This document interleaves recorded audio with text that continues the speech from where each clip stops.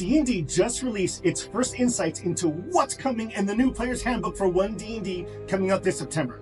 Wizards of the Coast just kicked off their promotional campaign. It's probably going to run from now until then, and with so much content coming out right now, it's a good time to be an adventurer. So come on, come with me, let's dive into the details and let's have a conversation about it. As an old-timer, someone with 30 years playing D&D, I can say that there's quite a few things I'm excited about and extremely hopeful for. With that said, and I know this is going to rub some the wrong way, there are some things I'm still chafing a bit against, so I'm going to give you what I feel are the bitters and the sweets, but let's dive in and you can yell at me in the comments. Alright, cool. When it comes to character creation, first a note on semantics. Races are now called species.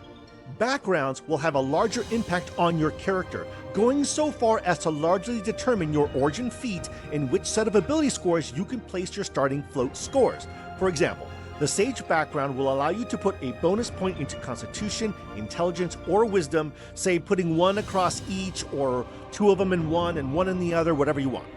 Now, here's where I'm going to depart in opinion from many of you. If races or species, as they are now called, have no bearing on ability scores, then it feels like we're losing aspects from characters that help make them distinct and unique. Look, in any edition of the game, you can have a halfling be stronger than a Goliath, no problem. But to think that the average member of different species don't have innate trade-offs among ability scores kind of creates a break in the organic feeling of each creature type.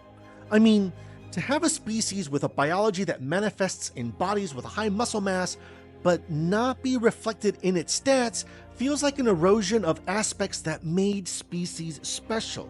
Look, I'm going to put a pin in this for now because this is something that I can go on for hours and hours about. It's something that's very near and dear to me, but let's move on to some of the great things to dive into. Let's go into feats. The creators are boasting that the PHB will have roughly 75 feats, a heck of a lot more than the 5th edition version. Now, it seems like many are not brand new, they're just ported over or tweaked from other books like Tasha's Cauldron of Everything. It's my sincere hope that this is a signal of what's to come, that being a focus on a more robust array of feats to customize and diversify your character in future source material. A concept that seems to be critically important is the inclusion of weapon mastery, essentially an array of options that martial characters will have access to according to the weapons they wield. This is an exciting prospect, allowing those that swing swords to have more choices in combat than just swing and deal damage. Now, having special effects tied to weapons isn't a novel concept. As my buddy Mike reminded me, 1st edition AD&D had something very similar, an optional role also called Weapon Mastery that lists various effects depending on the weapon. You don't even have to go as far back to see tangible rule sets. If you look at the Pathfinder 2nd edition core rulebook, you'll see things like weapon traits and critical specialization effects that makes it awesome for someone who's wielding a weapon to have some added potency, flavor, and uniqueness. You don't even have to jump systems to see versions of this same kind of mechanic.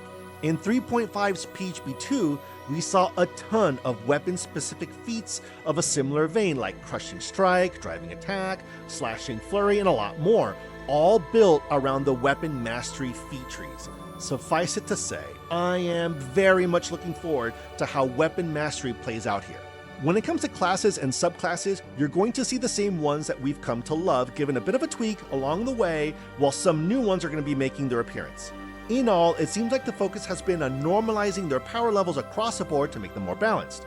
For you Scions out there, it seems like Psionics will still not be a proper base class. Rather, as before, Psionic classes will be sprinkled throughout the base classes, such as the Rogue Soul Knife, the Fighter Psi Warrior, and the aptly named Sorcerer subclass, Aberrant Sorcerer. My preference would have been to follow 3rd edition's approach of granting Psionics its own arena, but hey, it's still going to have a presence in the core book, not bad. I am so happy to see that social interaction is going to be given a fresh look.